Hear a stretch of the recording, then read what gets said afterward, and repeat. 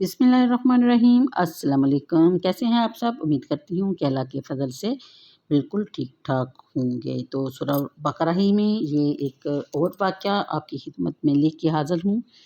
वाक़या है गायका कि बनी इसराइल में अमील नामी एक मालदार था। इसके चचाज़ाद भाई ने बातमा वरासत यानी कि लालच में आकर इसको कत्ल कर दिया। यानी चचा के बेटे ने दूसरे चचा के बेटे को कत्ल कर दिया।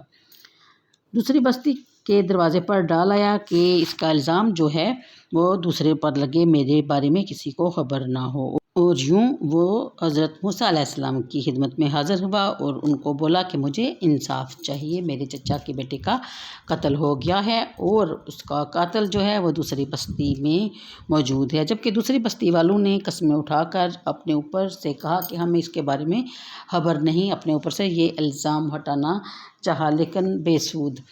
चनाचा हज़रत मूसा अलैहिस्सलाम की खिदमत में दोनों ग्रोह हाज़िर हुए। उन्होंने कहा कि आप अल्लाह के नबी हैं, अल्लाह से दुआ कीजिए, आपको मालूम पड़ जाएगा कि सच क्या है, हकीकत हाल ज़ाहिर अल्लाह ताला फरमा देगा। इस पर हुक्म हुआ कि एक गाय ज़बह करके इसका कोई एक हिस्सा मकतूल को मारें और वो ज़िंदा होकर कातिल का नाम बता देगा। क्योंकि मकतूल का हाल मालूम होने और गाय की ज़बह होने में कोई मुनासबत मालूम नहीं होती, लेकिन ये ऐसा हमें समझाने के लिए है कि इसमें एक माँ की फरमाबरदारी का भी ज़िक्र है और इसमें तज़किरा ये भी है कि अल्लाह ताला के रास्ते पर अपनी किसी भी चीज़ को अल्लाह की हिफाजत में अगर छोड़ देते हैं तो उसमें कितनी बरकत होती है और कितनी खैर होती है।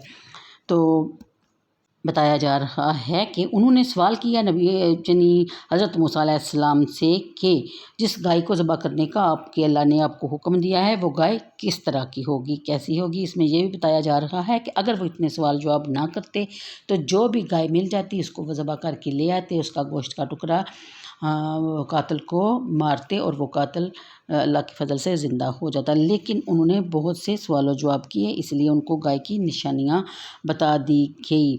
और फिर ये गाय वो थी जो एक अल्लाह के बंदे ने, जिसको अल्लाह पर तवक्कल था, उसका एक छोटा बच्चा था जो अभी माँ का दूध पीता था।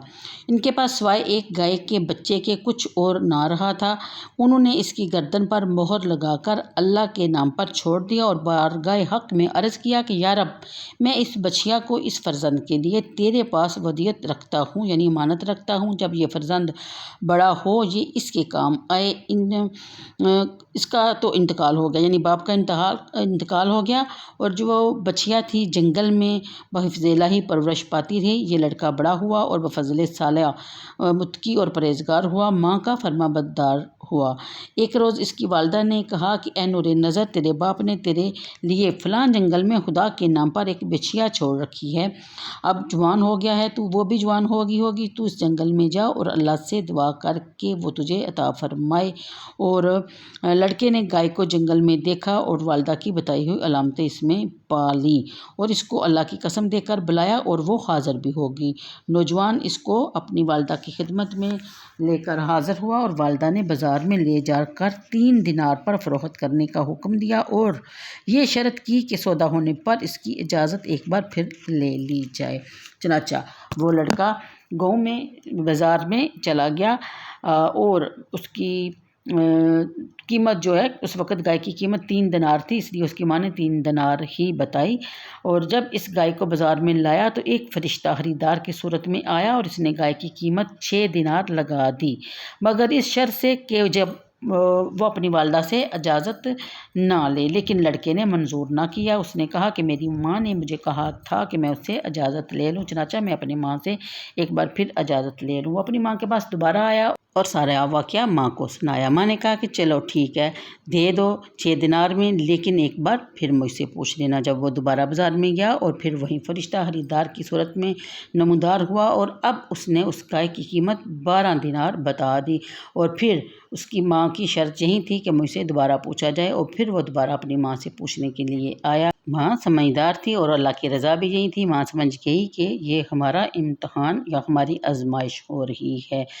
ماں نے کہا کہ اب دوبارہ جا، اگر دوبارہ وہ آئیں تو آپ ان سے یہ پوچھ لینا کہ کیا ہمیں اس گائے کو فروخت کرنے کی اجازت ہے۔ چنانچہ لڑکا دوبارہ بازار میں گیا اور پھر وہی فرشتہ جو ہے خریدار کی صورت میں نمودار ہوا، اور اس لڑکے نے اپنے ماں کے کہے ہوئے الفاظ کہے کہ کیا ہمیں اس گائے کو فروخت کرنے کی اجازت ہے، جس پر فرشتے نے کہا کہ نہیں، ابھی نہیں، آپ کے پاس بنی اسرائیل سے ایک خریدار آئے گا، آپ نے اس سے یہ قیمت مانگنی ہے کہ اس گائے کے کھال میں جتنا بھی سونا بھر دیا جائے، ہم اتنا لے کر آپ کو یہ گائے دے دیں گے۔ اس سے یہ تو ثابت ہو گیا کہ اللہ تعالیٰ کے راستے میں چھوڑی ہوئی چیز اور پھر ماں کی فرما برداری کا یہ صلہ ملتا ہے، یہ ہماری سوچ سے بھی زیادہ۔ چنانچہ وہ لڑکا فرما بردار تھا، اور اس کے باپ نے بھی اللہ پر توکل کر کے اس گائے کو امانتاً جنگل میں چھوڑا ہوا تھا۔ چنانچہ ہوا یہ کہ وہ بنی اسرائیل کے لوگ جو ہیں وہ گائے کو ڈھونڈتے ڈھونڈتے، اس کی نشانیوں کا پوچھتے پوچھتے وہ اس لڑکے کے پاس ان کے گھر پہنچ گئے، اور اس کی گائے کی انہوں نے ڈیمانڈ کی، تو اس نے یعنی لڑکے نے اپنی والدہ کے حکم سے اور وہی بات کی جو کہ فرشتے نے ان کو بتائی تھی کہ اس کی کھال میں سونا بھر دیا جائے۔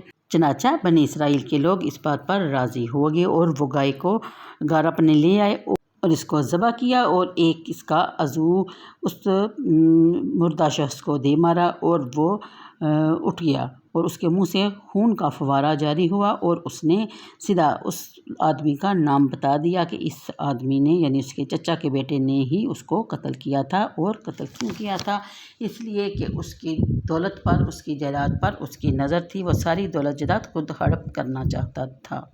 یہاں یہ بھی معلوم ہوتا ہے کہ مرنے کے بعد دوبارہ زندہ کرنے پر اللہ رب العزت قادر ہے، اور ہمیں دوبارہ زندہ کیا جائے گا، ہم سے ہمارے اعمال کے بارے میں پوچھ گچھ بھی ہوگی، اور ہمیں اپنے نیک اور بد اعمال کا بدلہ بھی ملے گا۔ اور اس واقعہ سے یہ بھی معلوم ہوتا ہے کہ دنیا میں سب سے پہلا جو قتل کیا گیا وہ یہی تھا، یعنی کہ ایک چچا کے بیٹے نے اپنے دوسرے تایا کے بیٹے کو قتل کر ڈالا۔ تو آج کے لیے اتنا ہی، مجھے دیجیے اجازت۔ ویڈیو کو لائک اور شیئر کر دیا کیجیے تاکہ میں مزید آپ کے لیے اچھے اور سچے قرآنی واقعات لے کر آپ کی خدمت میں حاضر ہو سکوں۔